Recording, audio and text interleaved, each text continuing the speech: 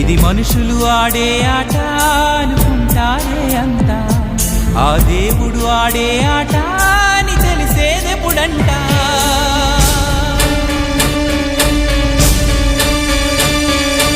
అయ్యో ఈ ఆటకి అంతే లేదుగా, అయినా లోకానికి అలుపే రాదుగా.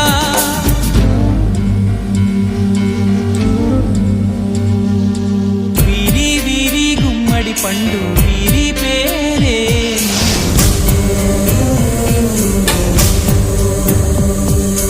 దాగుడు మూతల దండా కోరు వీరి పేరే.